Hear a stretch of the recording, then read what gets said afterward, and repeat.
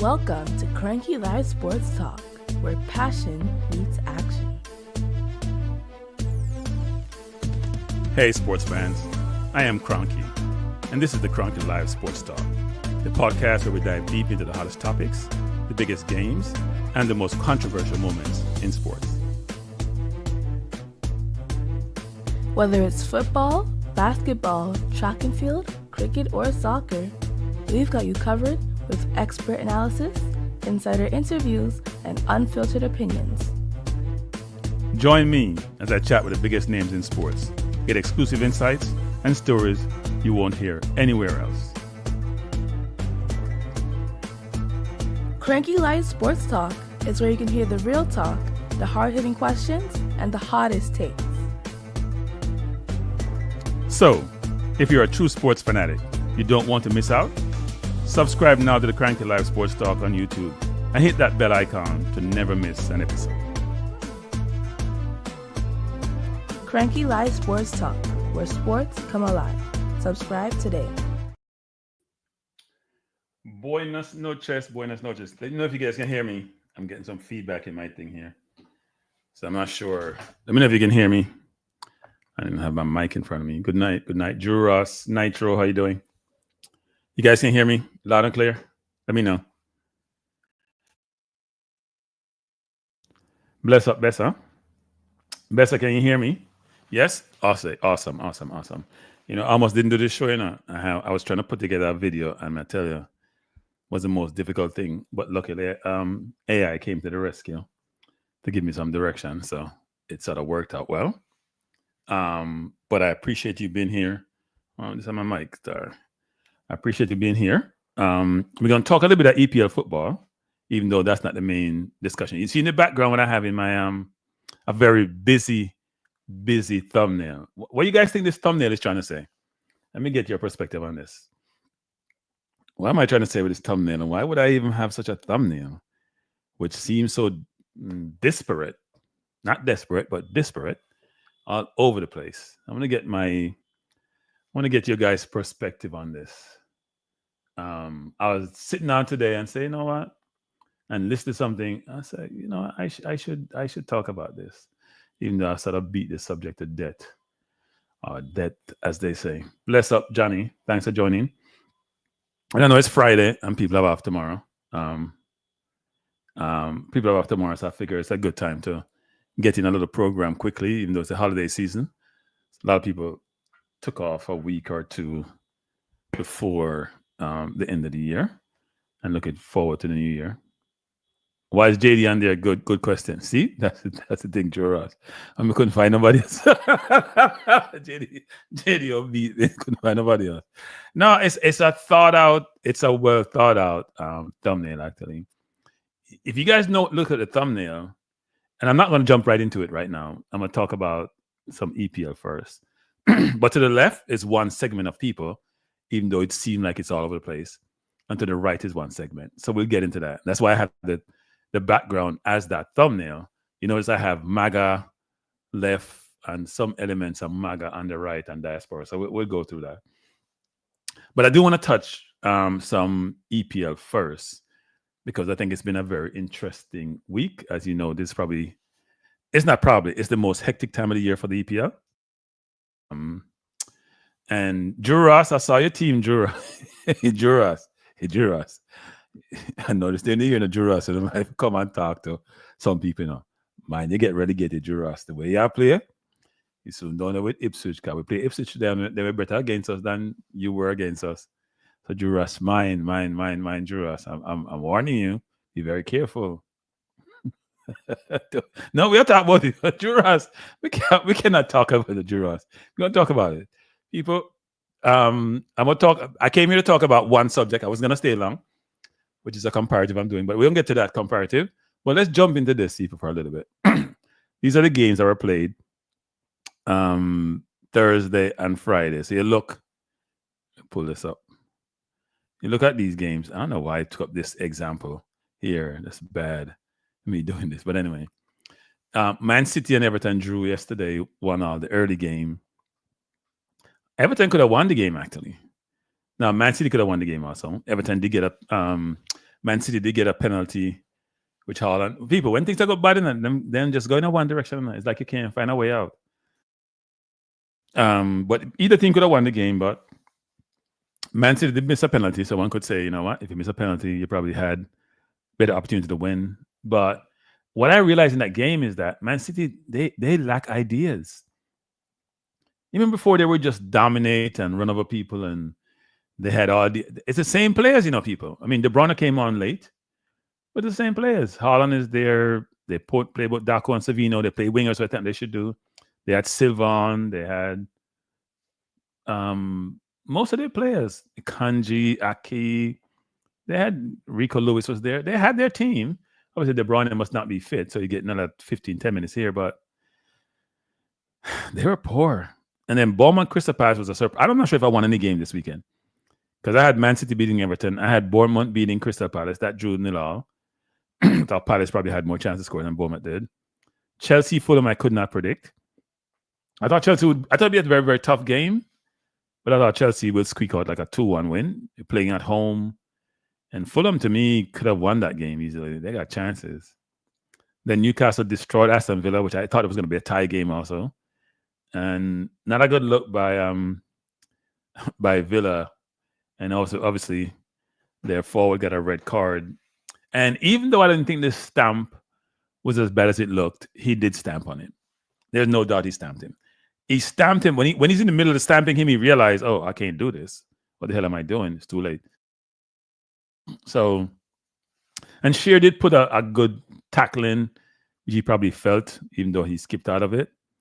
But I think by the time he realized what he did, it was too late. And even though he was upset, I'm sure he'll look back and say, you know what, I messed up. Then Tottenham lost again. After getting trashed by Liverpool, they could have gotten 10. They did score 3 against Liverpool. They could have gotten 10. They lost to Nottingham Forest, and they're in a downward cycle. Now, to be fair to Tottenham, they have 8 players out. And Dragusin, the center half, is also injured now. So they're probably going to have 9 out. I'm not sure they're getting anyone back. They did get back 1 or 2 players, but it's going to be a long season for them. West Ham barely squeaked by Southampton. You think it'd be an easy game for them. Wolves beat. Hey, Wolves say, boy, some hungry people. Some people are come and they're not good. Drew Ross's team and Minz's team and what's a Man U fan? All the Man U fan them who like push out them chests. When they're already at top, boy, and they look awful. Look like they can't play football. Look like they can't play football at all. That's Nigel saying. Man U and Newcastle and Liverpool up next. They better get their stuff together. Yeah. No, Man U's in trouble. Now, it's interesting that everybody's lauding the coach because what he did with Rashford. Hey, smart coaches don't have their best players in isolation or in Siberia. They find a way to play them like Arteta used to do with Aubameyang until he got to the point where Aubameyang wasn't producing. You get rid of him. Now, I'm not saying Rashford was creating havoc in the league, but he's one of the better players. I think Bruno is overrated, even though he's a decent player. I think Højlund is overrated. They don't have their midfield is slow, plodding, not a lot of legs in there. They're in trouble. Bless up, Ricardo. Thanks for joining. They're in trouble, people. A lot of trouble. And Wolves saw them coming and saying, you know what? We can get out of trouble playing these people. They won their first. The new manager coming, new manager bounce, working for Wolves. Work for Man U in the first 2 games, not working now. And then Liverpool, Leicester. Leicester could have been up 2-0, Leicester could have been up 2-0 in the game. They had a chance in the first half to go up. But even if they went up 2-0, Liverpool still whopped them. And I hear people talking about Liverpool is not the favorite and Liverpool. They have the best squad. They don't have a lot of injuries. They're dominating. Salah looks like he scored 40 goals this season. Cranky, ever heard of movie night? Yeah, but I don't watch movies, so that doesn't apply to me. My partner can tell you that when she put on movies, she say, okay, please watch the first 15 minutes. And I get bored. I'm hyperactive, so I got to be doing something. I can't, if I'm watching a movie, I'm on my iPad and my phone at the same time. I'm not a movie watcher, per se. Even though I need to create some skits. I've been thinking about that, actually. But I'm not a movie watcher, Claudine, so that doesn't apply to me. I can't tell when last I watched a movie from start to finish. I just don't. I go to the movies and I get bored. It sounds really bad. Last movie I saw was what? I can't remember what movie that was. Seriously. I was watching one with Debbie Moore the other day, and I watched the first 20 minutes, and I was like, okay, where she's supposed to be this person who is getting aged and is challenged by her age. So she got some drug to make her young and old. Yeah, but it's not me. It's not me. It's not me. So Claudine, no, there ain't no movie night. And then today, um, Brentford and Brighton played to a dull draw. And then we weren't much better, people. We won today, but we weren't much better. We should have scored two. They could have scored in the first minute. Gabriel should have scored his header, and Havertz have another tap in. So people going to start saying, oh, he's this and he's that, and he scored 7 and 13, whatever. He's not a center forward. Can't play center forward for my team. So yeah, it wasn't great. Oh, it was a proposal. Okay, whatever it was, Nitro. I didn't know what the name is. It sounds sad, but I don't really watch movies. I have impatience. Nowadays, when I watch sports, I don't even watch the NFL as much as I used to. In fact, if it's not Lamar Jackson playing or a couple more teams, I don't even watch it. So I watch a lot of EPL though. Man City fans can now go back to their. I agree with that, Ikarik. So everybody tell me that I'm a Man City fan. I'm like, you must stop. You must just start watching football in the last 10 years. That must be how it is, because people don't normally people outside the UK. People in the UK will have their teams. They'll have Leeds of their team. They'll have Derby as the county as a team. They'll have Watford, right? They're not changing teams. But people outside the UK, they only follow maybe the top 7, 8, because that's switch nowadays. That's it. So when you're a Man City fan, I'd say you're a wagonist, or you just start watch football. Brian Burke said, if you didn't score, you wouldn't win. Well, Brian Burke, that's like saying that we'd be playing with 10 men, because somebody would be in this spot. And Gabriel should have scored. Gabriel missed an easier goal than Havertz scored. So yeah. But no, I wasn't impressed with our performance today. We were slow, plodding, nothing creative. Jesus wasn't non-existent today. It was bad. Odegaard tried, but Odegaard has no idea where the goal is nowadays. Seriously, bad. He doesn't know where the goal is. Cannot score. I don't know what that's about. He cannot score nowadays. Let me take this off.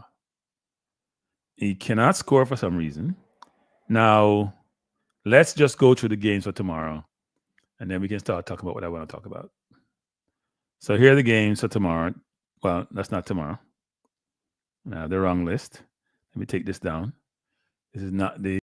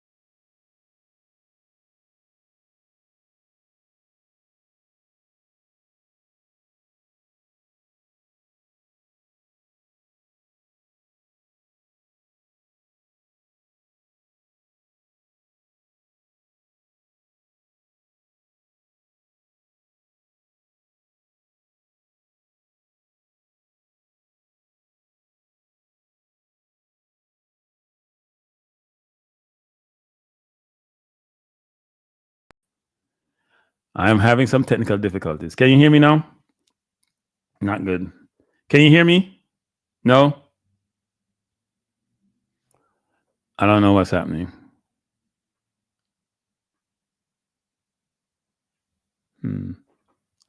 Let me know if you can hear me, people. I can hear myself loud and clear.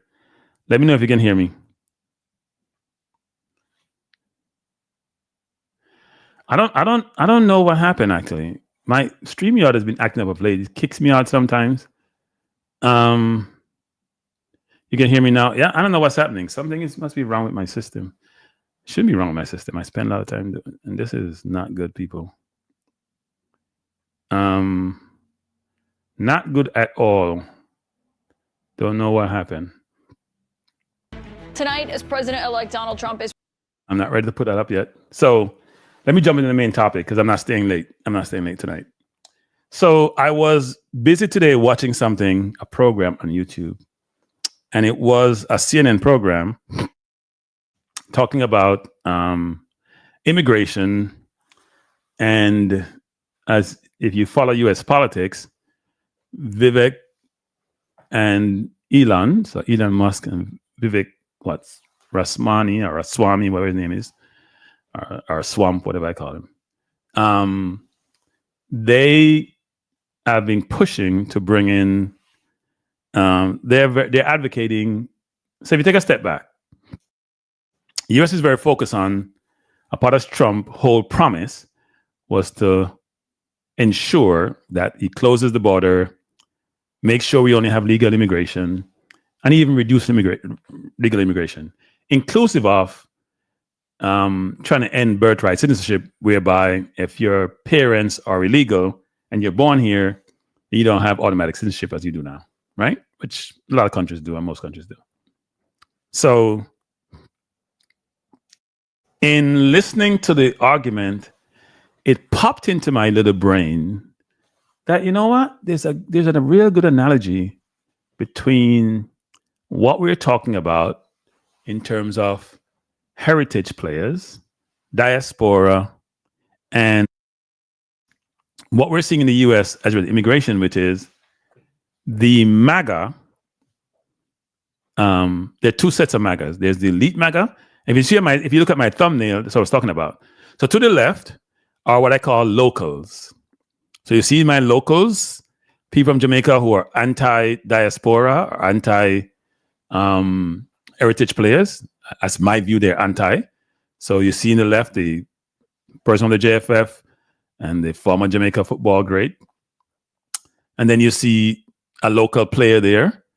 And then you see also, if you don't know, that Caucasian person, that's Stephen Miller, who runs Trump's immigration policy and don't believe in immigrants, right? And then you see me having there MAGA and local Jamaica, because the local MAGA and local Jamaicans have the same mentality around, I'm going to call it xenophobia or foreigners.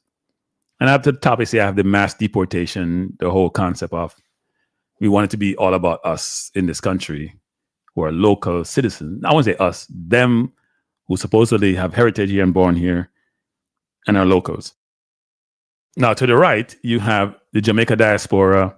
You have people like Pinnock, who is heritage player. You have people, like, you see me have JD here because he's a diaspora person. That's why he's there. And I had myself up here too, but I'm blocking my own self here.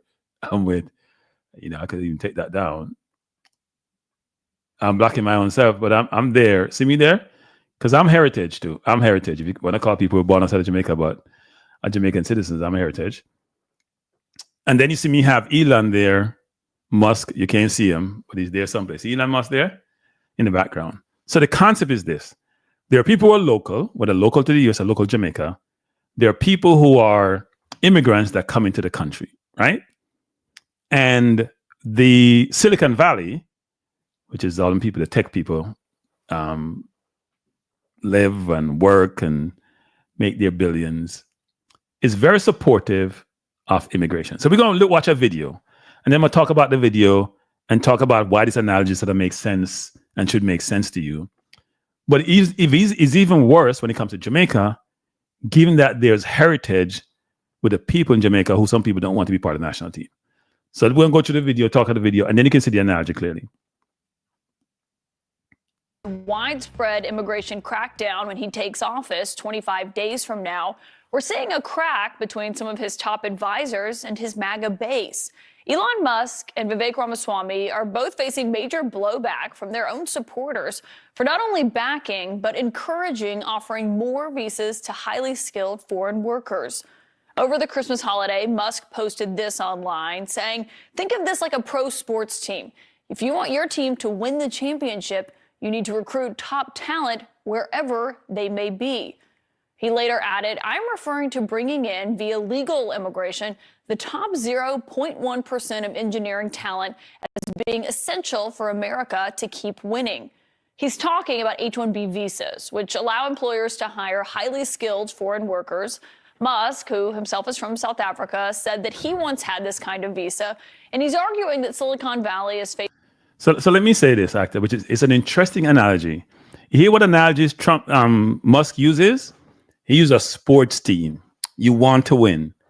So you can go out and get the best players for your sports team. Now he's analogizing this with exceptional engineering talent that you want to bring in, mainly from India, but it could also be from Eastern Europe. No more from Russia because the situation in Russia. But you want to bring in engineering talent, mainly from Asia, mainly from India, sometimes from Eastern Europe, to come to the US to supply an industry which that talent is in high demand, but you don't have enough supply for it. Or you have a lot of people, but they don't have the STEM experience or the engineering background to be able to do the work, right? And I find that really interesting and analogous to this, which is he used a sports analogy. We're living the sports element to this, but this was to analogize what he's saying as it relates to the need for engineering talent or technology talent. Facing a shortage of excellent engineering talent, as he put it. But the annual cap on those kinds of visas right now is at 65,000, with another 20,000 for those who get a master's or a doctorate in the U.S. Musk is being backed up by his partner in Trump's government efficiency initiative, Vivek Ramaswamy. He says it's a cultural issue that there aren't more competitive engineers in the U.S. Here's what he said online. A culture that celebrates the prom queen over the math Olympiad champ or the jock over the valedictorian will not produce the best engineers. A culture that venerates Corey from Boy Meets World or Zach and Slater over Screech and Saved by the Bell or Stefan over Steve Urkel and Family Matters will not produce the best engineers. But that argument is not going over well with Trump's MAGA base, certainly not online. Some of them saying, we did not ask them to engineer an immigration policy. Tech wants indentured servants, not high-skilled workers. You don't even know what MAGA immigration policy is. Now, Trump himself, who I should note restricted H-1B visas. I'll say this. What Vivek is basically saying is that the culture of the U.S., I'm going to extrapolate what he's saying, doesn't push education, especially in STEM, right, which is sort of the sciences, technology, engineering, and math, as given what you need, because you don't celebrate the Urkels. If you think about Urkels, that old show where you have the cool guy and the nerd, when the nerd is the genius and the cool guy probably doesn't know much. In the US, he's saying you celebrate these things, but those things can't get you to where you need to get to from a certain skill sets that you need, right? You need certain educational skills, certain brilliance, certain exceptional talent intellectually, but you don't really celebrate that. You don't push that. That's not innate to your being. And therefore, if that's the case, you're not going to produce the engineers you'll be producing. So we have to go buy them or get them from someplace. We have to bring them to the country. And as Caitlin said, who was the person who was speaking initially, there's 65,000 of those visas, HB1, that are given out each year. And there are 20,000 if you get like a master's degree or a PhD.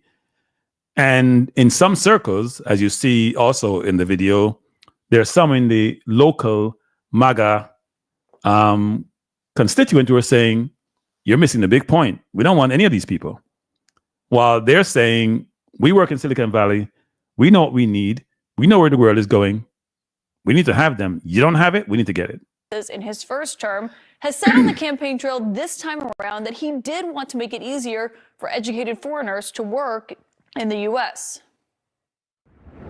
What I want to do and what I will do is you graduate from a college, I think you should get automatically as part of your diploma a green card to be able to stay in this country. And that includes junior colleges too. Anybody graduates from a college, you go in there for 2 years or 4 years. If you graduate or you get a doctorate degree from a college, you should be able to stay in this country. My political source. I find that interesting. You know, the U.S. has tonight, our former New York City mayor, Bill. You know, the U.S. has about 1 million people, right? I don't know why these things keep flashing. U.S. has about 1 million students, I think it is, in college. I don't know how that will work if you naturalize everyone. But if you're in Jamaica, you want to go to school in the U.S., and Trump going to give you a green card if you come to school here, I suggest you bite the bullet and figure it out.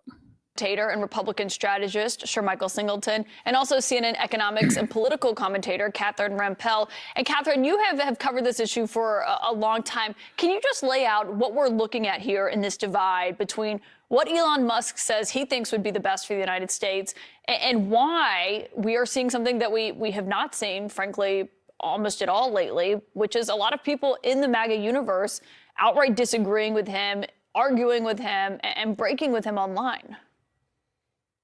So Elon Musk and Vivek Ramaswamy in this particular case, I think, are exactly right. America's ability to attract talent from around the world is basically our economic superpower. The fact that, in particular, we've been able to attract high-skilled immigrants quite reliably in this country over the past century or so is why we have this enduring leadership in science, tech, and business. So just as an example, of all Fortune 500 companies, about half of them were founded by immigrants or the children of immigrants. And of the Nobel laureates, American Nobel laureates who have received prizes for the hard sciences this century, about 40% of them are immigrants who came to this country. So again, this is our superpower, and I'm very glad that Musk and Vivek Ramaswamy recognize it. I very much hope that they are able to influence Donald Trump on this particular issue, but I'm doubtful about it because, just as you mentioned, in his first term, Trump was actually quite hostile to legal immigrants, in particular, by the way, high-skilled legal immigrants. He made it really hard for them to come here, not just those who wanted work authorization, international students who cross-subsidized American students, by the way. He basically harassed them and made it very difficult for them to keep their legal documents in order. I think that's an important point she's making, which is how I analogize this to Jamaica, which is you're getting exceptional talent to come in, which you don't have the supply. And that's going to help your country. Oh, by the way, students who come here from a foreign land pay twice or sometimes more than what the domestic students pay. So they have to subsidize them. Call that money, go to university. They're not using more resources than the local kids who go to university, but they're paying twice the price. So they have to subsidize the cost of education for the local constituent. And in addition to that, what she's saying is that I think she mentioned Nobel laureate and all that. The country is benefiting. So the analogy to Jamaica is when those kids come from overseas to play for Jamaica, it's about the country winning. It's about the country doing well. It's about the country getting resources from the winnings that it gets that get reinvested into the football, right? The people come to the U.S. who are on the H-1B visa or on a work visa, which they hope to sometimes convert at some future point in time, 5 years down the road, to more permanent, are contributing to the economy. They contribute to the GDP. They contribute to the growth of the country. And this country was built on immigrants. Now, Jamaica, people were mainly forced immigrants to Jamaica, frankly. But at the end of the day, in that situation in Jamaica, the diaspora you're bringing in, the heritage players you're bringing in, when you're on your little island complaining about them and say you want balance, you hear the elites here, who are the Musk and the Vivek, are saying, we need that talent to supply what we have if we want to be the leader in the world as it relates to technology and engineering and math. We got to go import talent to do it. By the way, this talent they're importing, they don't have nothing to do with America. They're not Americans. They're not Americans in any shape or form. They have no connection, a lot of them, most of them. The heritage players that you import, their parents are probably Jamaican or their grandparents are Jamaican. and they're also citizens when they get naturalized. The people who are coming in who get the H-1B visa, they ain't no citizen, and they say we got to bring them in. You see the disparity between, you see the difference between the two? One side, One side, frankly, is citizens of the country, and you're saying you want balance because you want more local players in the team. The other side is saying, where the elites are sitting, the one who's the richest man in the world, saying, you got to bring in this talent so we can be ahead, we can win, we can dominate. Here's another question for you people as we go through this process. When we bring in the overseas talent to play for Jamaica, you see, if we play the Trinidad and the greatest in the world and we don't dominate, we get upset. And yet I see when we play Trinidad twice, when Homegrown was here, we lost one time in Jamaica and we drew one time. And nobody's killing themselves. Nobody's said the end of the world, because we know the local talent is not what it should be. Now, granted, those local talent, the overseas ones, weren't in those games, but they're the ones on the rock who people are saying should be in the team. Should they? Really? That's because as much as Trump has said, oh, he only objects to illegal immigration, he's very much in favor of legal immigration. His policies don't bear that out. And that's partly because Stephen Miller is the one who was the architect of Donald Trump's immigration policies last time around, and will probably do so again this time around, and is unlikely to adopt the sort of Musk, Vivek Ramaswamy view of things. Yeah, Stephen Miller's getting a huge job in the West Wing. He's been around Trump for the 4 years he was out of office. And sure, Michael, as the Republican here, I wonder what your view on this is, because this is happening within the Republican Party. I mean, these are two top advisors to Trump, the MAGA world, who are kind of framing this as the true believers, who say, we asked for stricter immigration policies. That didn't mean coming with a carve out for high skilled workers that they say are taking American jobs here. Yeah, look, I think with all due respect to Mr. Musk and Vivek Ramaswamy, they should focus on saving federal dollars for the taxpayers and not immigration policy. I understand some of the points that.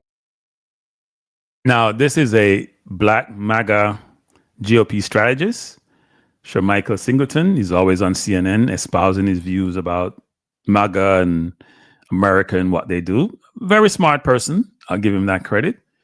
But listen to what he says, because some of what he says doesn't make any sense. I'm gonna explain why. But listen to what he says. It's important. And DW, will come back to what you're saying, DW. I'm not sure what you're saying, DW, but we'll come back to what you're saying in terms of the analogy I'm trying to make here. Catherine made, and I agree to an extent, but I think the U.S. should focus more on domestic skill development. Studies also show that H-1B1 exacerbates employers hiring individuals from outside of the country when they could potentially hire minorities, for an example, which we know there's a shortage in the STEM fields. There are a significant number of Americans who I think would. So if you're saying there's a shortage in the STEM field, is there a shortage of minorities in the STEM field because they're there but they're not being hired? Or is there a shortage because they're just not there? And then secondly, which is interesting, I thought the supply cannot meet the demand. That's why you go hire people with H-1 visa. And as Musk also says, there's a difference between having the supply and is the supply good enough? Love opportunities if they had the proper training and skills to operate in those jobs fairly well. So why not start and focus there? I'm not of the support or mindset, Caitlin, that we should let in more than the 60,000+ that were already let into the country. Do we have some deficits? I certainly understand that point, again, to what Catherine was sort of alluding to. But I think by focusing on increasing domestic skill development, you can decrease the furtherance of those deficits by virtue of saying, you know what, we're going to spend more of our time, more of our dollars educating our own citizens to compete for these jobs versus saying, let's increase to 100,000 or maybe even more for employers to bring in individuals from India, which is a predominant country where many of them come from. I don't agree. So here's what's interesting. So he says, invest in yourself to get better. Don't go out and hire the workers. Well, the flaw in the argument is this. One is you don't have the people to invest in because a lot of them are not doing the STEM skill sets. Second of all, you can do both, as we talked about with Jamaica. That's the analogy. In Jamaica, we're saying invest in the local youth. At the same time, do not deny the supply of individuals who want to come and play for Jamaica, who is better than what you have. It's the same concept. Now, he's saying, no, don't. He's saying he's talking about his mouth. He's saying, yeah, understand. Yes, we don't have enough talent, but don't go out and giving them more visas out. Invest in what we have. So what do you do in the meantime? You have a gap. How do you fill that gap? Because AI is now on a path, it's a steamrolling path, and you need the resourcing right now in the technology field, in the AI field, to allow you to compete in the world. And you're saying, wait, how long are you going to wait for? 5 years, 10 years, 15 years? Would you even ever get to that point? And as Vivek says earlier in the program, people here are focused on the cool guy. They're not focusing on STEM.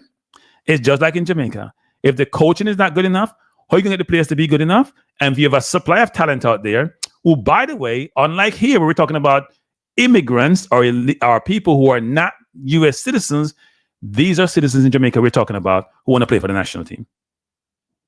Agree with that at all. And I think folks in the MAGA world have every right to be angry with Vivek and Elon Musk. Yeah, well, that's an interesting point because I saw that argument being made, but also I saw Mark Cuban, Mr. Mayor, responding to that saying, well, and I think we have what he had posted, quoting to Elon Musk and Vivek saying, well, everyone, argue college is overrated. If you're arguing we need to have more homegrown engineers, don't we need more kids who are going to college? I mean, I think he's being a bit sarcastic there, but that is kind of the dual arguments that you see sometimes from this political orbit. Look, I see a couple of things going on here. First of all, I have to say I agree with Elon Musk and Vivek Ramaswamy. I think they're pointing out the reality that we're living. You could say, and I hear Michael's point, I disagree with it, though, because I think it misses the fact that we want to get to the place where we can maximize the use of our own talent in this country.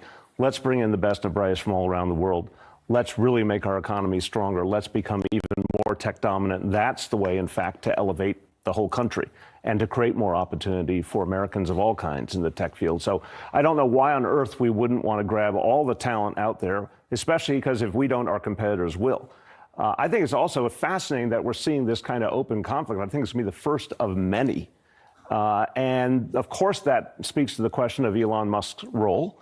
I think really soon we're going to see more divergence between Elon Musk and Donald Trump. It's natural, given each of them having the power they have. I think that's going to be a very, very important storyline in 2025, that these two people who appear to be allies but really have very different interests start to diverge issue by issue. We saw it also during the recent budget fight.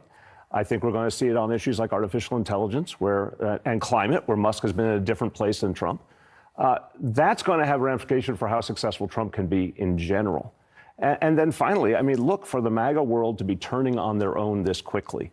This is also an interesting question. They almost look like Democrats here. It's like, so I say this lovingly as a Democrat, like we have an ability to eat our own very quickly sometimes. Well, this is fascinating. Here are these heroes just a few minutes ago, and they say one thing that a lot of the MAGA world disagrees with, and suddenly they're being villainized. That's not good for that coalition. Yeah, I think that's interesting in terms of what the West Wing will look like, too. I mean, Elon Musk is not coming in, Catherine, but in an official capacity, but he's in the room. He's always at Mar-a-Lago. Trump jokes about how he's always often there. He has dinner with him regularly. Between that and the tech moguls who have been parading down to Mar-a-Lago to also have dinner with him, I wonder what that looks like with this divide that is so clear between Stephen Miller and what he has been advocating for and what we know he did in the first term, and what this looks like with a new big advisor in Trump's ear like Elon Musk.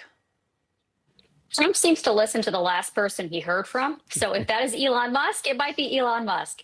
If it's Stephen Miller, and as you point out, Stephen Miller will have a very powerful job in the next administration, it's probably going to be him. Frankly, I don't think Trump pays all that much attention to the nitty-gritty policies that are taking effect under his watch, which is probably why he doesn't even realize that last time around, he did a lot more to reduce legal immigration than illegal immigration because Stephen Miller was running the show.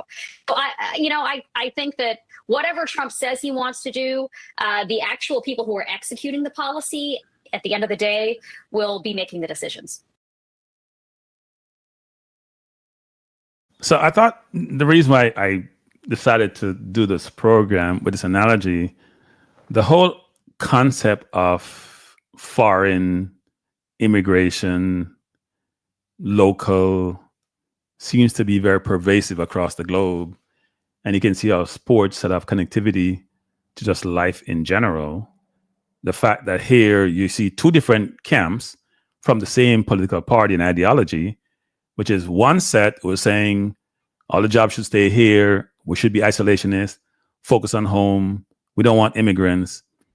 And one set of parties, one an immigrant background parents, the other one who immigrated here into the US saying, and they're the elites, by the way, they're the millionaire and billionaire saying, if you want to compete globally, if you want to be the best, if you want to remain dominant, if you want to be a differentiator, you have to hire to bring in the best people. The reason why it's an analogy with Jamaica situation is we have people on the ground there, like people on the ground here who are local, who are very much focused on what needs to be their self-interest, which is we want local players in the team. And as Maverick used the word balance, Kilco said we shouldn't have this at all. People like some people in the JFF are saying they're going to have their quota system or they want local players, and Cranky, you don't get it because it's how people think locally. So I was told by someone in the JFF. And people like myself and others who are saying we want the best team on the field. We don't care where the players come from. But also, if you hear Singleton's perspective, which is they shouldn't give more visas than what's been allotted, and they should invest at home. And what he's not basically saying is that you can achieve both. You can remain competitive today by bringing those workers in to supplement what you have because you don't have enough. And at the same time, you can invest in who you have there to create a bigger supply chain, to create a larger pool of talent. And frankly, the US don't have enough people in the STEM disciplines to be able to satisfy all the needs and demands that they have. And we can talk how we're blue in the face about we should invest.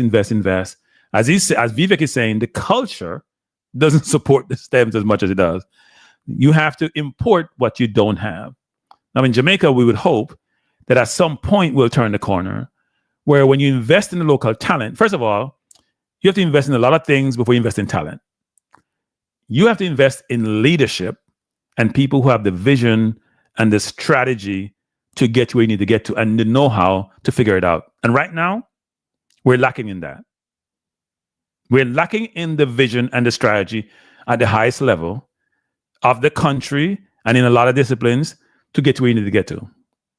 Secondly, when you get the leadership down, do you know how to figure out what parts you need to get the apparatus rolling and the apparatus working? So you're going to need coaches, you're going to need infrastructure, you're going to need all the things that informs a good football program. And then when you have very good coaching, you can then have players who are going to come through those coaching ranks and who are going to have the skill sets and being developed and trained the right way to compete on a global level. Right now, I was thinking about our football team. And even when we have the diaspora players, and I was doing a comparison with the US, it's night and day. There is no comparison, frankly, none. If you look at the US team, right, and where they're playing, and you look at the Jamaica team and where they're playing, Premier League or Syria, whatever, and who is starting and who is coming off the bench, who we have starting in the EPL nowadays, one player, Jamaica, Dega player, and he's out injured. If you look at the US team, for the players they have there, Richards may start sometime with Crystal Palace. Robinson is tearing up the league. You go to Syria, Pulisic is starting. Musa gets a lot of game time. You go to Juventus, Weah gets game time. McKinney gets game time. There is no comparison between us and them. And yet we as fans get disappointed if we don't compete or beat them. But we're not looking at the big picture and we're not being realistic to say, you know what? We're not there. And if we look at the local talent coming through, we don't see a lot of talent going to say, it's going to be world-class talent at some point. And here's another point, people, which bothers me a lot. Now, and people are going to say, Cranky's being negative, but it's fine. I am who I am when it comes to these things. I don't overly celebrate when we do well in the Caribbean. I don't. Because we're part of CONCACAF.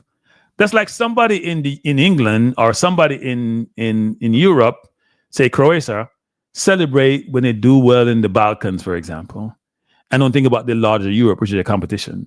We're in CONCACAF. If you do really well in CONCACAF, yeah, we should celebrate. But when our local teams and our local junior teams beat Caribbean competition, I'm like, okay, all right. It's good that you won. Now let's see what you do against the US and Canada and Panama and El Salvador and Guatemala and Honduras and Costa Rica. Let's see how you do against them.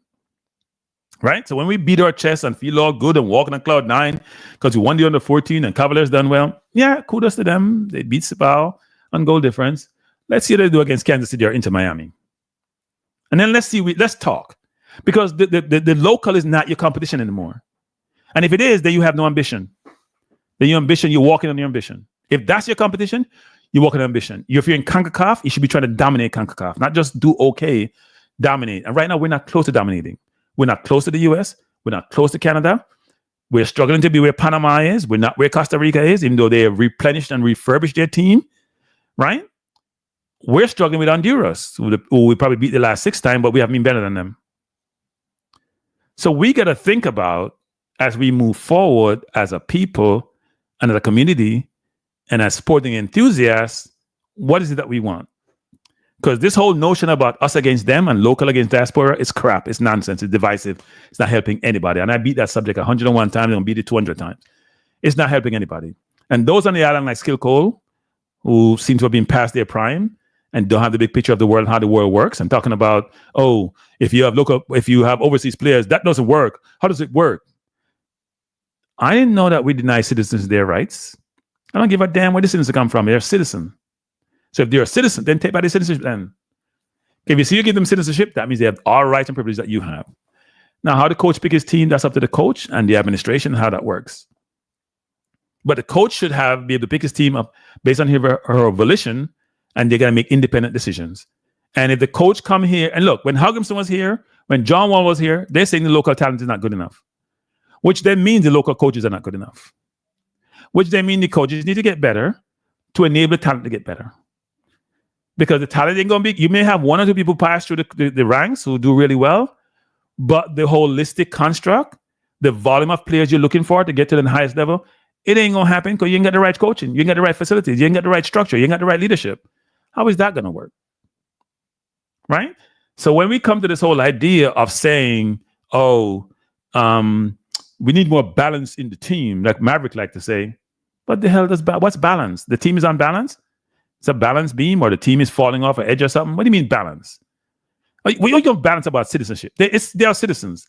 There's no balance when you have citizenship. They all have equal rights and equal opportunity, supposedly. It's supposed to be equitable. There's no balance there. You can't balance citizenship. I don't even understand what the hell that means. And most of the players who are playing, so do you have balance with the players who are playing outside Jamaica? Or is it only balance with the people who weren't born in Jamaica? Then my suggestion, you take by the citizenship. Don't allow people who have diaspora kids to play for the country if you want to think about balance, because the balance don't make no sense. And when you bring that up to people, they lose their mind. And as somebody in JFF told me, people in Jamaica, that's how they think. A lot of times they don't think. It's a fact. They don't think. Or they're not doing the right thing, but they want things to occur to them. Now, I saw a stat today. I'm going to digress a little bit. I saw a stat today, which I find really interesting. So let me hear what Nigel said. The same trace in 2018 wrote, that hypocrisy constant aside, though the real question is, does the team need these players? The appointed coach thinks so. And that is all that matters. Yeah, but Tracy has become more localized, hasn't he? Tracy has become much more localized. Tracy have him certain group of people him deal with and then boots him up and become more localized. But I saw a stat today. I'm going to digress a little bit, people, from this, because I want to make sure I mention this before I go. I heard a stat today. More recently, I'm out the football now. I'm done with the football. More recently, we're talking about there was 3 people got killed in Montego Bay by the police, right?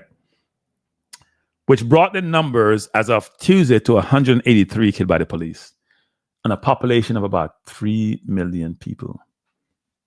Now, in the U.S., I think in the U.S., as of this time this year, it's about 1,000 something people who have been killed by the police, right? Now, the U.S. is supposedly 100 times the population of Jamaica.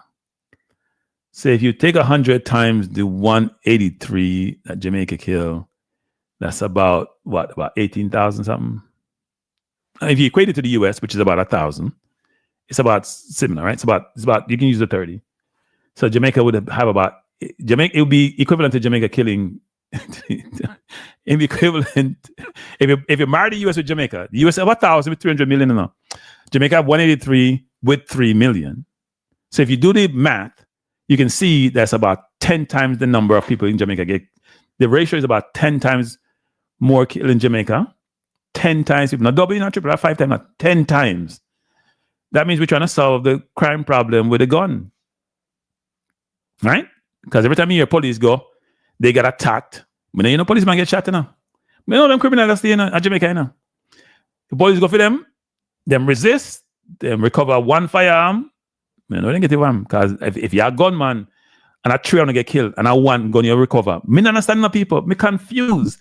My logic doesn't work. I'm not that smart. I can tell you that. I'm not that smart. But if you come for the gunman, then you say I'm a gunman, you know. And you know, I mean, see the tool, them, I see at airport. Not airport, but a wharf will get captured. If you go for 3 people and every man a gunman, and then if you have at least each have 1 tool. Most time when you go kill 3, 4, and 5 people, a 1 gun them fine, you know. Or I'm gonna attack them with a knife. And they said happening since me there Jamaica. I don't understand the logic. Now, I'm not saying the police don't have a difficult job. Don't misconstrue what I'm saying.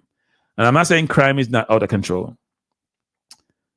But it always 2 things. The body camera always off. And them always find 1 gun. And the gunman and them always dead. And police never get shot. Jesus. You know, I'm not that smart enough. I try to add them up. It don't make no sense to me. It don't make no sense to me, people. It don't make no sense to me. It don't make no sense to me. I need to do that analogy that I did earlier on the football. But the thing bothered me today, this thing just jumped out in them. The thing about the police and thing, I always said to myself, people, you can't solve crime with gun. You're going to commit the crime. And you are good gun to solve it. It's not going to solve the crime. We need leaders. We need visionary leaders in our football, in Jamaica society in general. We're lacking visionary leaders. And those of you who say this, I don't like it. I can't help you now, but that's how I feel. In fact, that's how I know. We lack vision. And if you talk to them and beat them chest and say, no, they're foreign vision, don't know everything. Some of us do know a little bit, actually. And what we're seeing is not good. We haven't had a chance to leave the island, get some exposure, be informed about different things in life, see how people operate, see how they deal with things. And it's not great. No, we're not gonna have JPL team against Diaspora team, Dean Fagan. Because then the question, who's the JPL team? Is that overseas based players and is our local born players against overseas? That will never happen, actually. Even though somebody should put that game on, you know. But that will never happen. That would never happen. Plus, people play so much football nowadays, that game will never happen. But no, I mean, the fact of the matter is that, you know, the football is a microcosm of Jamaica at large, actually. It's just a microcosm. And it's not a good situation, actually. So those in Jamaica who complain about the football and complain about overseas-based players, a lot of those people, you know the fun thing about it? The people who are complaining in Jamaica, a lot of them are in Jamaica elites, you know, which is interesting. So they must have self-interest why they think that way. Now, I'm going to call out somebody today. And person don't like me, so I'm not really care if he went thinking of me. I heard somebody said the other day, and again, pick out the other them said that they were saying, what are you in this team? What are your team? And the person say, they're the sporting director and they're the coach. I was dying laughing. The person didn't say they're majority shareholder. And I have my own rationale as to why they didn't say it. I found that very funny and interesting, actually. Me the person put on a freedom program, me them put on a YouTube channel, the person say I'm the coach and I'm sporting director. I think that's what they said. But the person never said they're my majority shareholder. I wonder why they didn't say they're majority shareholder. I was just laughing. Because the person said, my bulb not too bright. They laugh off of them, you know. I said, as the people, they make some money. All of a sudden, they're no longer majority shareholder, you know. They're just coaching director and coach. They're no longer majority shareholder. It's amazing how that works. And we're picking fight in life, pick people at same level, like, you know, pick people who may be a little bit different. Because it ain't going to be a fair fight. So anyway, if I beat my chest, me a majority shareholder, you know, because me run the thing. So anything will come in, all the assets will come in, and me have majority, but it wasn't communicated that way, which may be very, very smart. But I'm going to use my own term. Not very transparent, actually, which is really interesting. But I hope, this is my hope, people, that we get to the World Cup, the JFF get them $12 million, and then they invest the $12 million in their football. All right? No, yeah, that's probably part of it, but it's a bigger issue than Brian Burke. Trust me, it's a bigger issue than that. Well, it's not a bigger issue, but there's other corresponding issue around that whole situation, the Magistrate law. I may bring it out the person, get vexed and mad and tell somebody them can stand me or whatever, like me here. me believe in that truth and transparency. I'm gonna live my truth and my transparency. If you don't wanna, if you say the person is somebody you detest, then the question is, why do you detest the person? Is it because they're calling you out in certain environment because they want you to do better, or they don't believe in some of the things that you're doing and maybe you need to change them? Is that your rationale? Then if that's the rationale, the person can live with it. You can't live with it. But the fact of the matter is, people, is that I think the team as we have now is in some trouble. If you look at the entirety of the team, if Pinocchio is always going to be injured, if Lowe is playing in the Middle East, which is a long journey from here and not at the highest level, if Ravel is going to be the team he's playing in the Middle East, not the best competition. If Antonio, hope he gets better, is still out. I mean, there's Bobby Reed not getting enough time at Leicester, Bailey at the bench at Villa, Gray playing in the Middle East, we don't know how much he might play. I mean, and we have March coming and then June for World Cup. It doesn't bode well, people, because frequency of playing helps the players, right? If you're not playing football frequently in a very competitive environment, it affects how you play. You saw that with Gray, for example. I bet that's one of the reasons why he hasn't played as well. So if Bailey only playing in practice and Gray only playing, not playing as much, and somebody's playing, and Pinocchio is always injured, so he can't play as much, you got to think of alternatives, which is, how do we make sure we have a viable team that can compete when it comes to the more challenging part of the schedule?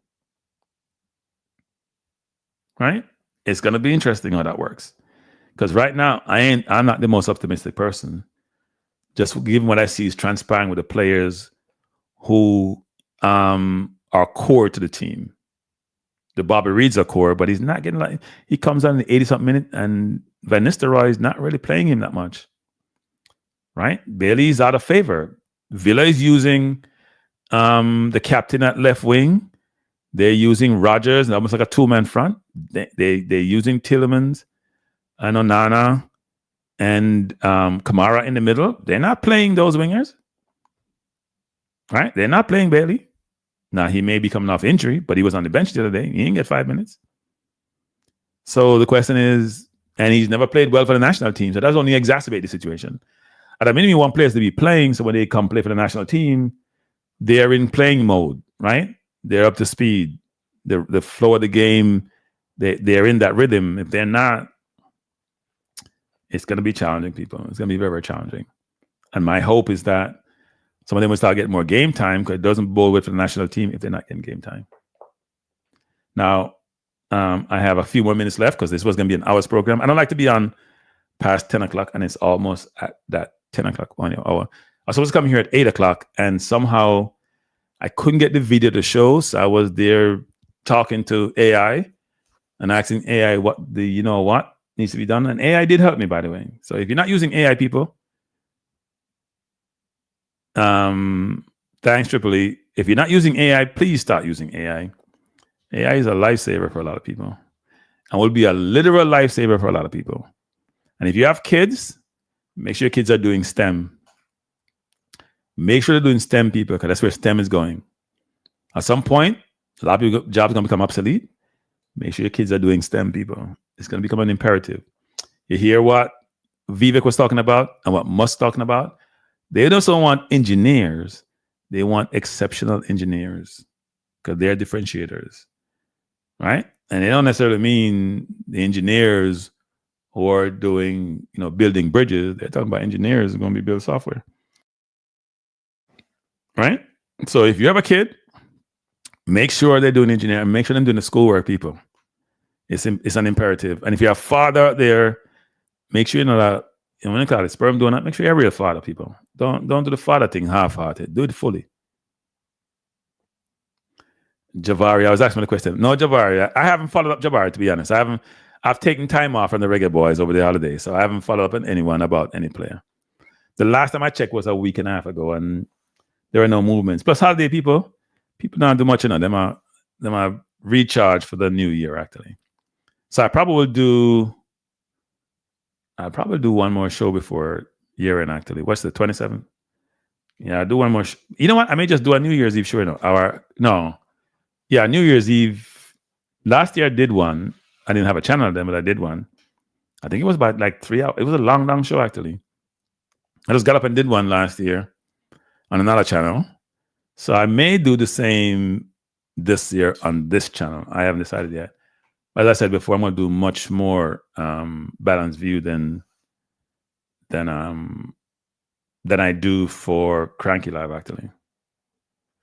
Nitro says the lack of game time is a bit of concern, but EPL is very competitive. So even players are struggling for a game time. Yeah, but the problem is Nitro. If everybody's not getting, we don't have anybody getting game time except one person, and he's injured. So there's nobody getting game time right now. Now the only good thing is that March is the next window, so you hope people get revitalized. Those who are injured come back from injury, they get fit. But it's a concern because if it keeps going the way it is, a lot of people are going to take the call up, either because they're not fit enough, or it could be that you know what. They're injured and they recover from injury. They don't want to take the risk because their club career is more important than their national career. But they will want to be with the because they make their food and their money. Yeah, but you're right, Nitro. It's my elitism, I don't really think about the championship. I know people like Latin and all them, but I'm thinking about, well, I shouldn't say big players, but you're right. There are some players getting game time in the championship, but some also are struggling in the championship. So, but we need a center forward, people. So if you know anyone, bring them in. We need a center forward.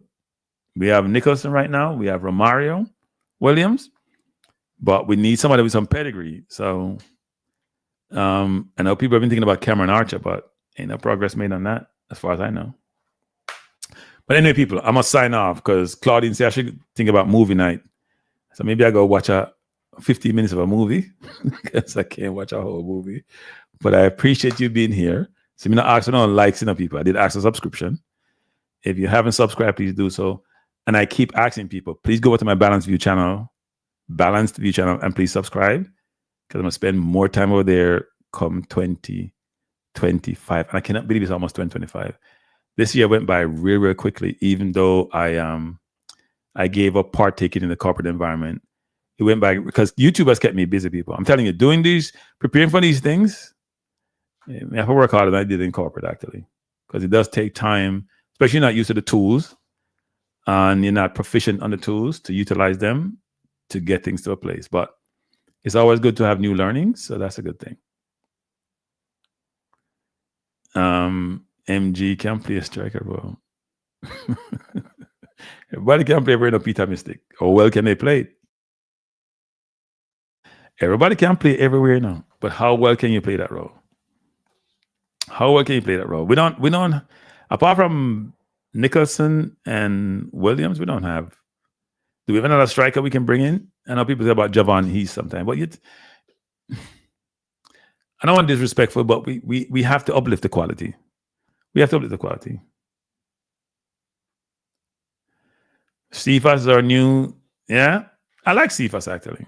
As I've said numerous times, I'm a Cephas proponent and supporter. I like Cephas. I like the fact that he has potential and he can get better and he's not hit a ceiling and he's scoring goals. So no, I like Cephas and I think Cephas has good potential. I like Cephas. I like King as local players. I like Dixon as locally born players who are not necessarily being overseas for a long time. Obviously, King is still in Jamaica.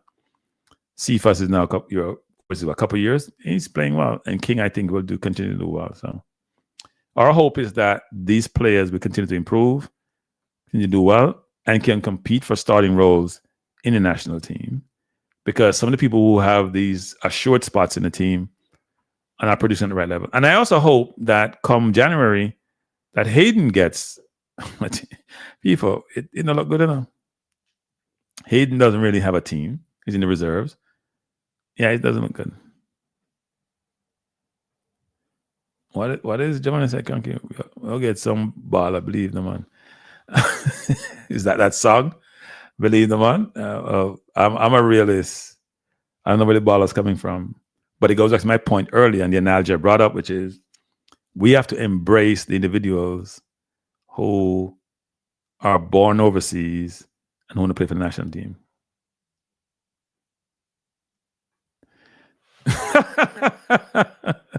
Hey, Tripoli. So Tripoli, let me say this, Tripoli. I must admit, I was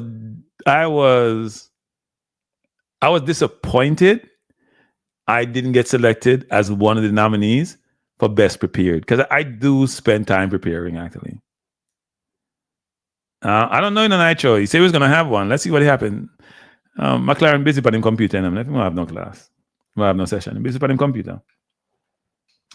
He's a computer expert, busy at home, especially England, not this time of the year. Yeah. I don't think so.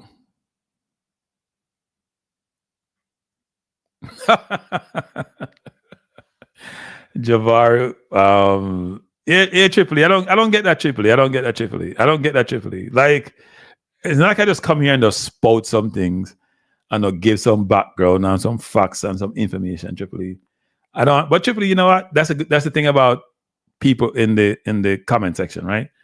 It's their selection. They have a view as to what you do or don't do. So I have to respect that. I can't fight. It's like when the coach pick his team and we all criticize the coach and say, CFA should be in, why CFA's not in, why CFA's starting. It's the same concept. So they have people who they believe have better studio and better prepared, and I have to just live with it. But I can't say I was happy. I was disappointed that at a minimum, say I don't get best studio. Can me them say some people have some studio and they say best studio. I say, up to now me, I look at them studio and I say, what? You know, they go, right? I can imagine players, people. But if you're a player, say you're CFAS, for example, and somebody pick another player over you. So then pick Campbell over you. And you say, but me I play a Turkey and I score enough goal and I get enough praise and I pick this man over me. Why am I doing? I play some other league, nothing. That's the same concept, people. You look at your studio and see other people's studio and like, what do you mean it's better than my studio? Really? But you ain't the selector. You're not the selector. So you have to live with the outcome. So yeah, Tripoli. I struggle. I don't say I struggle, but I find it interesting. So you know what I do, Tripoli? It does one of two things. It either makes you want to work harder and smarter to get to that place, or you can just give up. So right now, man, I work harder and smarter. I'm not local. What do you mean I'm not local? I don't think anybody can be more local. So here's what I may think about the local. So yes, I wasn't born on the rock, but that's the only thing. I lived on the rock when I was like, what? I went to the rock at 3.5, 4 years old. I went to the rock to live, and I left the rock in my late teens. So no, I think that, I think I'm as local as you can get. Seriously. If you went to a primary school, high school in the country, then I think that's as local you can get. And you're a citizen, because I did get my citizenship, then that's as local you need to get. Now, the problem with that whole concept is, and the idea is, what Jamaica has done really bad, actually, I'm going to digress a little bit, is that they haven't really embraced the diaspora. They have found ways to maintain their little fiefdom by saying you got to, like JFF will say, you have to live on the island for like 10 years to be part of the JFF. What? So they might run them because fiefdom 24/7, because you have to be there like 10 years to be able to get an administrative role in the JFF. An organization that need as much help as they can get. And a lot of the help, and the island don't want to be involved. And they have help off the island, they don't want to help to be involved. They want to maintain their own little thing. So, for best studio. Yeah, I think my studio is fine. Look, I spent time putting my Cranky Life studio together. So I will, and I didn't just rush to do it, people. I thought I learned through so much different people. You see me, I do them thing, it take enough time, you know. We come up with the whole logo. Me have 3 logos now. I have one for Cranky Live, one for Balance View. I'm just coming with a new logo for something else I work on. A new logo, I like it. Maybe a little bit complicated, so I have to talk to somebody will develop something for me, but maybe not a logo for something else. May work on. You never string no out there, no cut out there, so you can. Apparently, Nitro. Hey, Nitro. So Nitro, let me answer that question for you. So this is a real story, people. So Nitro, I'm gonna bring that in public domain. I asked somebody, Nitro, who has access to Trevor Sinclair, to ask him that I would love to interview him. I should find what I'm saying. Let me see if I can't find what I'm saying. Got a person texting about. I thought it was very condescending, actually. And I was not happy. I'm gonna say, you know what? Thought it was funny. But I did ask, I don't have it anymore because I delete the information. But I'm gonna paraphrase what he said. He basically says, what in Jamaica language, talk to people you don't know. That's why I'm telling the person for me. Because I asked the person. But here's my view on that question, actually. So I have different take on this. One take I said to myself is, the person who I asked, the person may be listening, I'm not really care. The person I asked him couldn't have told him that he knew me, because he wouldn't have replied the way he did. So the person probably just say, I look at man want to talk to you, in my interview, in my one channel. And I say, no, look at man, I don't talk to them. That's the way I get it. Right? So that person who I asked, probably, if the person had said, I know this person, I can vouch for them, do you want to say, he may have said, I want to interview with them, but his answer wouldn't have been as crass as it was. Now, the only reason I want to interview Trevor Sinclair was this. Because I don't know Trevor Sinclair from Adam. I don't really care either. I'm not like some people get all XYZ about people. I don't live my life that way. But I remember about when the Queen died. The Queen died about a year ago, I think it was. Or was it last summer? I forgot when the Queen died.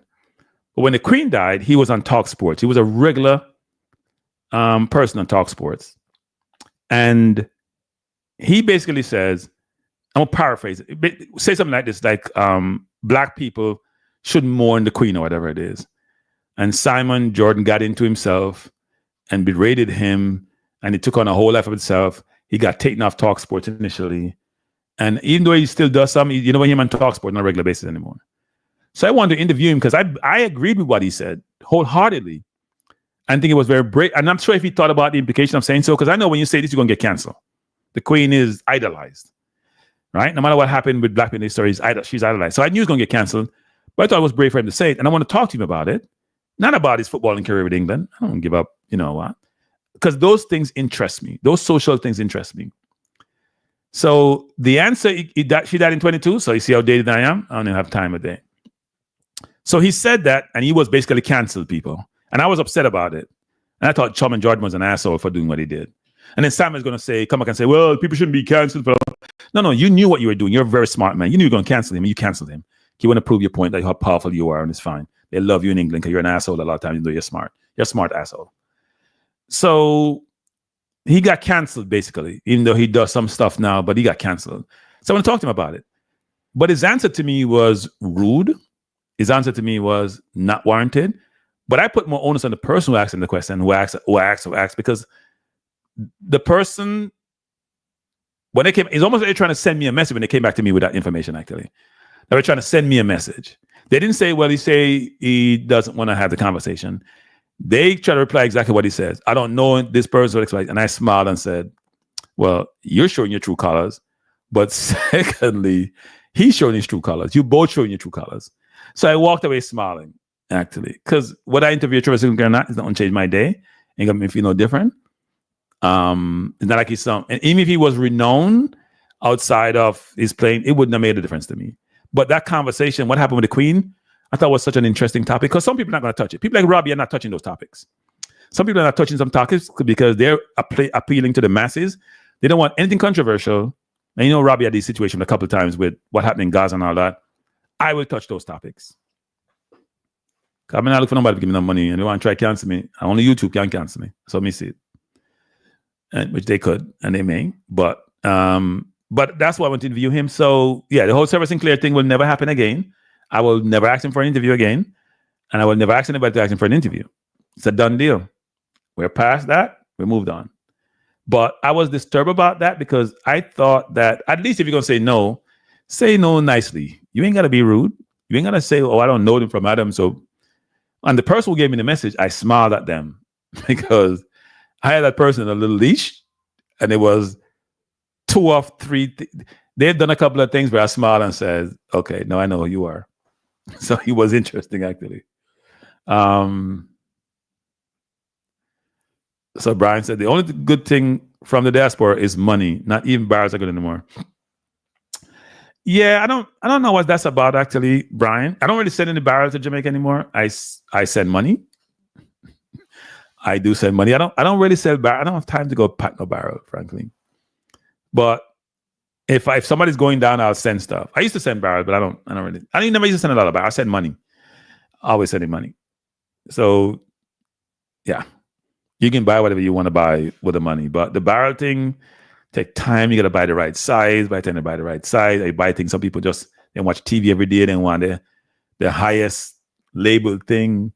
They want everything that's installed. And me as a person, I just believe say, when I try to go install thing, I go install, I give a man a villa upon the beach.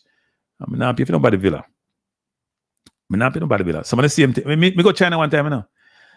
I mean, I see something people that sell at China. I say, what do you eat? Now I see something I sell outside what people that buy for much money. I go Italy. I have a bad story with that one time. I'll tell the story. I go Italy, people. I went Italy and vacation. I was doing around Italy.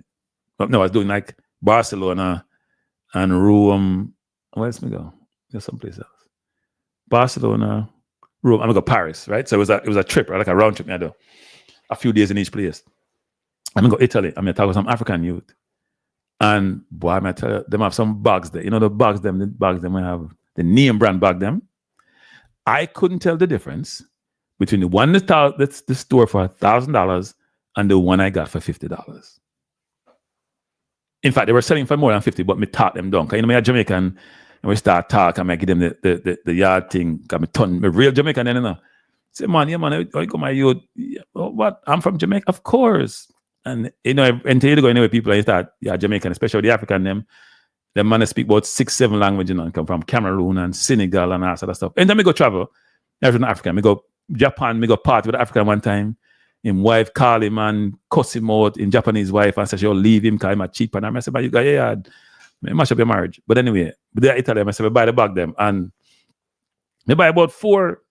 I'm gonna give them some people. And none of them know say, but they like Gilbert Arenas. No, say about $100, about 50 to 100 people to bag them. And the bag them have ridiculous price for them at the store. But in Italy, I couldn't tell the difference, people. I want visa the right bag them, take it and just go sell them on the street for some money. Type or cranky. It depends on how the person bring the message. Why he refuse the interview? It could be that too, you know, Triple E, but regardless of the message they brought, if somebody said, you know what, Triple E wants to do an interview with you, you could say, who's Triple E? Then the person explain who Triple E is.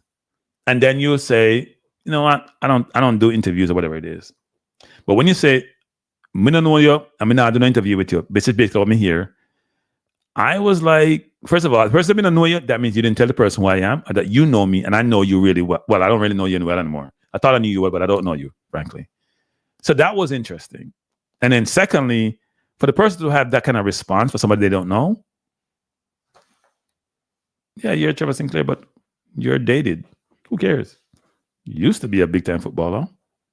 You're not part of McLaren's coaching staff, but I don't know if you need to be that rude. So you could just say no. Yeah, that's good enough. But the person had to bring back the message the way they did because that's who the person is. Period. That's what I believe. So I let those things, I take those things in because you gotta always, you have to keep on assessing people, not people.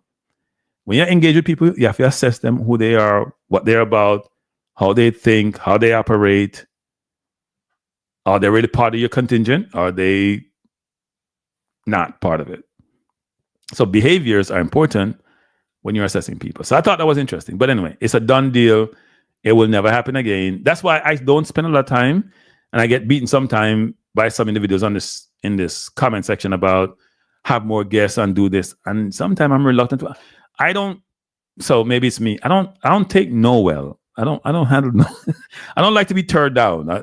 That's why I could be a salesperson. Then no one me don't. If I ask you for something, then because I really don't ask for anything. If I ask for something, and you say no, when I think it's, you know, it's. If I ask, there must be a reason why I ask. Because I try not to ask for anything, people. I'm telling you the truth. I cannot remember in my entire career that I've ever borrowed money from anybody. I prefer not to have it. I prefer not to do. I would do without for years without asking for something. I don't even owe credit card bill. If I owe a credit card bill more than a day pass, I've never paid. I don't think I've ever paid a credit card interest. No, once I paid it because I'd forgotten about a Macy's bill.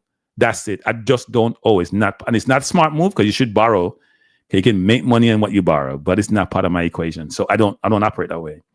So if somebody gonna tell me no, I may even take it personal because I'm only gonna ask because I think it's gonna do something, right? So for example, if I asked you for an interview and you said no, I'd be like, okay, it's your prerogative. But I would say to myself, was it the right question to ask? Should you have asked that person in the first place? Because a lot of people are like, you should try to interview this person, you try to get this person on. I'm like, really? But what I would love to do is interview some of you guys. Because here's what we don't do enough of. We always want to interview that person who is known out there in the environment and has a big profile. And sometimes their stories are not that great. Some of you guys have stories that we'd really like to hear about. So if you're a carpenter, if you're a plumber, if you fix AC and you want to come educate us, even if I have 2 people listen to me, I love them conversation there. Because I'm poor at those things, to be honest. Whatever discipline you're in, if you think it's interesting enough to have a discussion about, I'll have those conversations. You ain't got to be no doctor, no lawyer, no, sir, no. The world is a different world. And people have importance in this world or in discipline that people don't give enough value to. As you hear Vivek says in that previous previous program, which is people don't like the Urkels of the world. They like the cool guy. And he mentioned all these shows and people like the cool people. They don't like the people who are nerds. Well, you know what? Nerds always come rule the day at some point.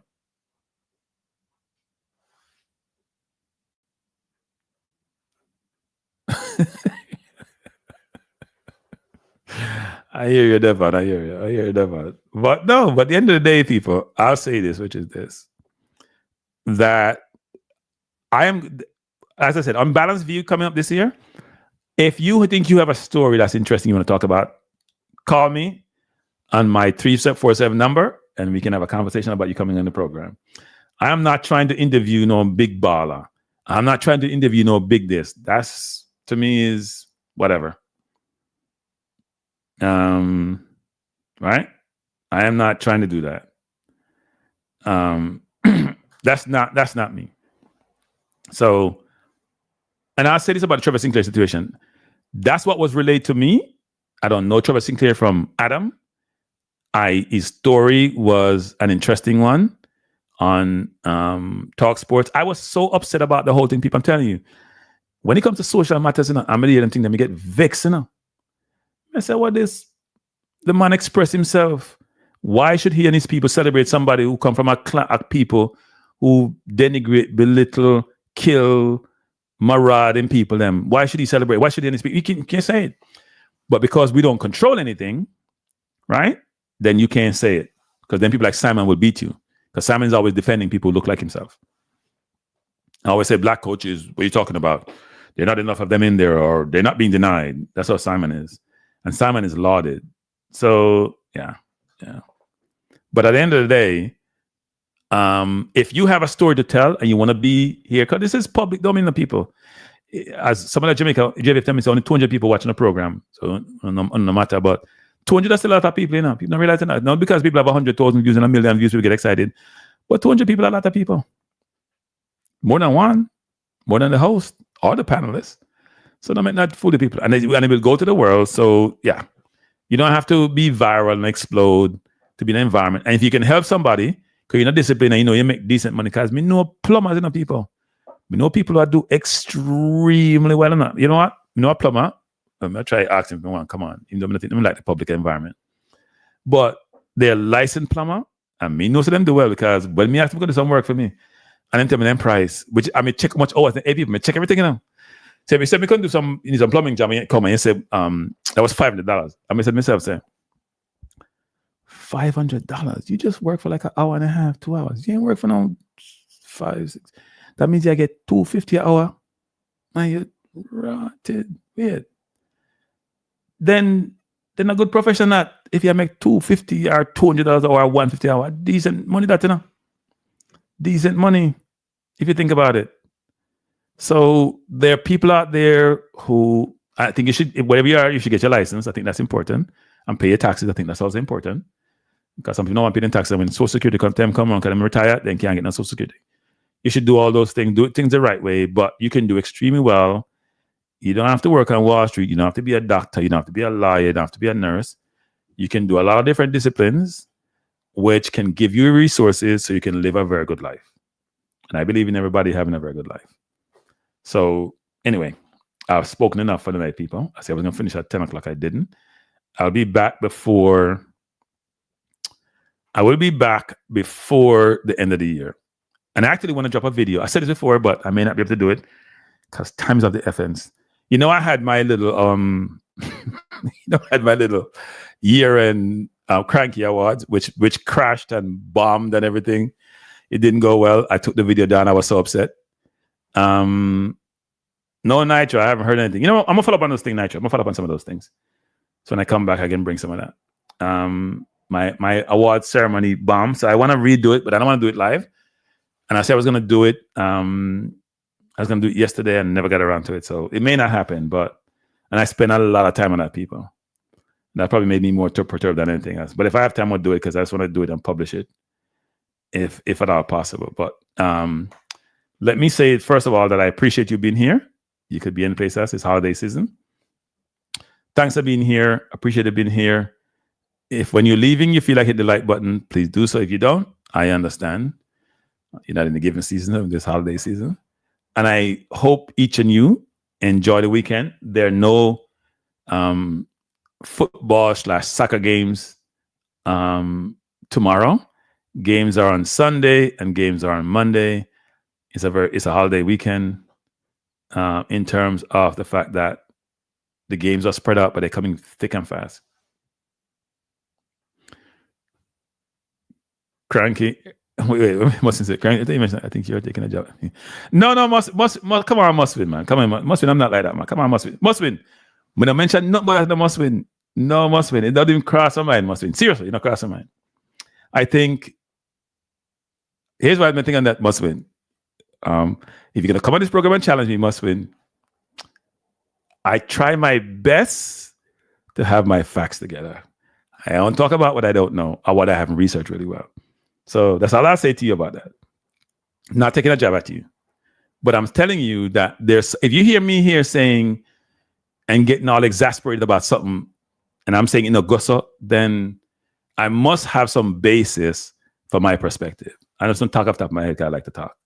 I do my research first, or it's something I'm very familiar with. That's all I say about that. So enough about that must win. But no, pay tax, man, Peter.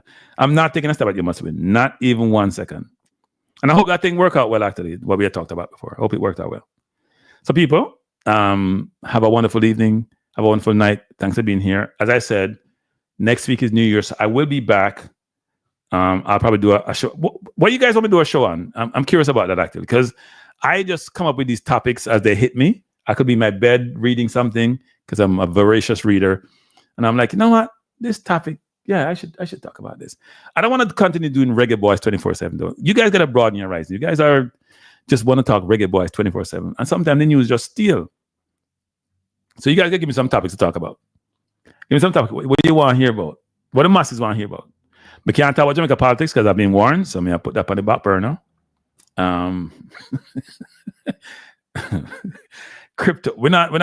I can't talk about what I don't know. Okay, Nitro.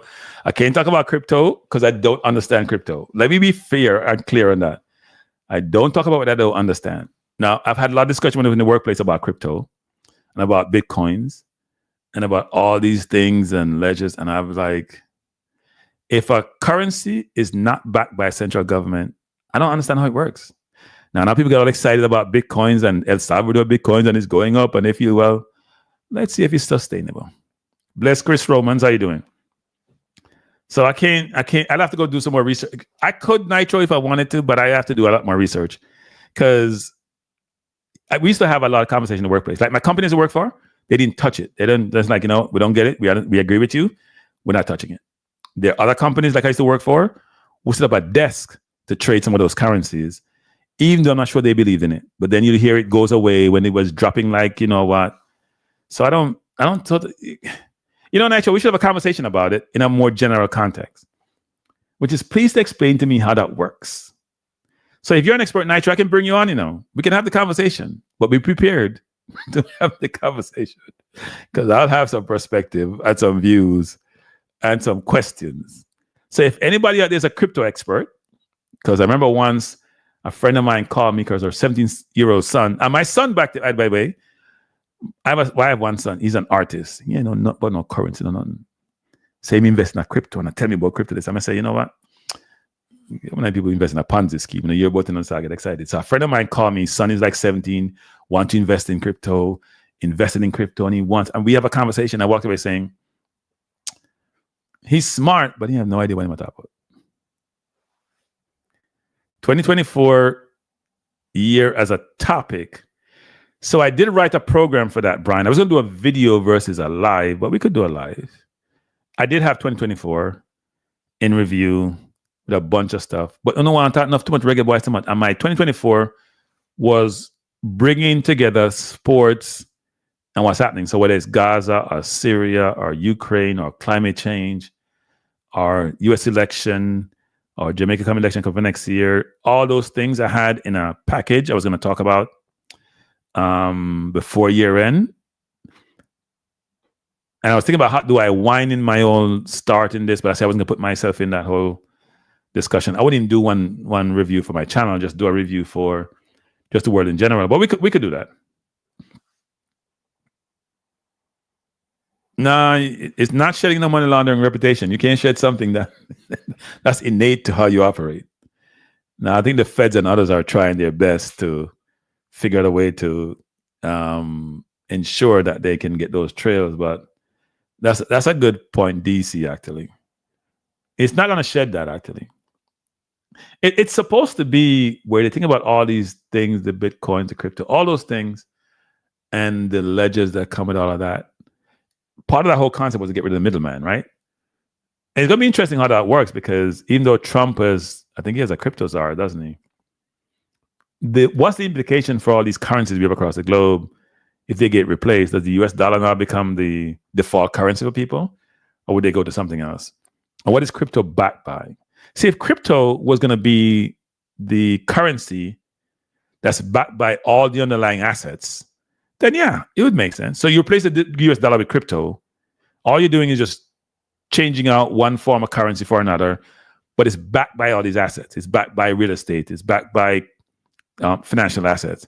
It's backed by land, right? It's backed by whatever those assets are. I can understand that, but I don't. It's backed by the ability to generate taxes. I don't know what the currency is backed by. So, well I'm confused. I see my confusion, people. A currency got to be backed by something. Either you have the ability to tax people, or you have some assets that you have in place, right? That's why you have central banks, for example. Somebody got to back the currency. You got to have collateral for the currency. I don't know what the collateral is for crypto. So maybe you can tell me that on how that works, then I can feel good. Because central bank can bank you because you have taxing ability. I don't understand how that works, so I can't really, I can't really put a perspective on that makes any logical sense, actually. So, but yeah, I'll do a year interview, Brian, but it probably will be a video versus, I can't promise it's going to be a live show, but maybe that's what I do. Maybe I do a year interview the day before New Year's, and that may be the best approach to take, actually. So anyway, let me sign off by saying, first of all, Brian, Nitro, Devon, Drew Ross, Tripoli, when I started, I get myself in trouble, right? All those who probably didn't putting any text in the chat, Dean Pagan, all of you guys, thanks for being here. Appreciate you being here. I know Real Baller was here, Zenat was here, DW. I didn't understand that comment DW. What we didn't have to level translate to what? Bad analogy. Yeah, I don't know what you're talking about, DW. If you have youth players who come in from overseas, they can transition to the national team, DW. I think you just focus on the money aspect. So I'm not sure what you're talking about. Who else is there? By the way, people, I did start. It's not a money-driven thing, but YouTube kind of give you all these ideas to help increase membership. I did start a membership thing for Cranky Live. So they charge money, and I didn't do it for them. I will admit, I did set up the thing. But so if you want to become a member, you can go in there. And if people become members, actually, I will probably have to do some things which are member specific at some point. But I do want to try to expand the channel, make it much more holistic, and do things a little bit different in 25 versus 24. 24 was my inception point in the summer. Now it needs to evolve because it's slow progress. So if you want to join the membership, please do. And I think I put it to the lowest level in terms of monetary contribution for the membership. I didn't know why they have membership in the first place, but I set it up because YouTube could actually be the shut up membership. So yeah. It says you can widen your reach to Caribbean, like focus on the impact of oil. Nitro, that's a definite for next year, Nitro. In fact, Nitro, I started to do something on that. I have one oil thing for Jamaica.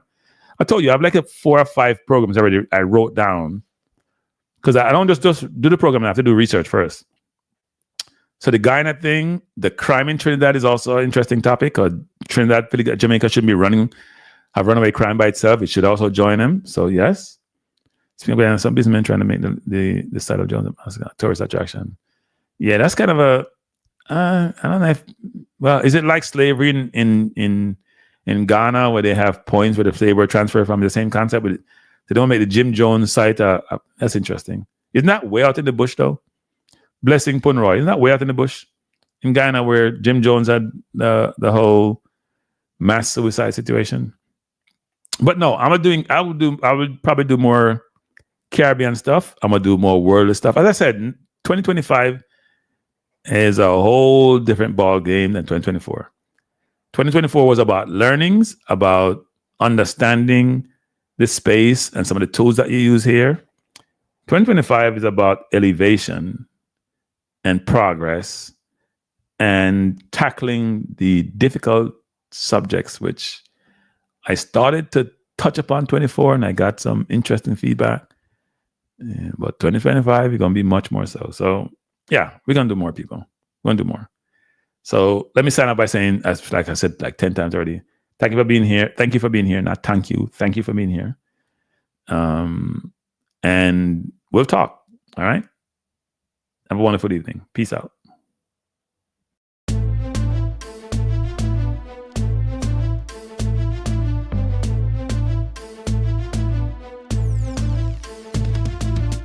Cranky Life is the best to be now.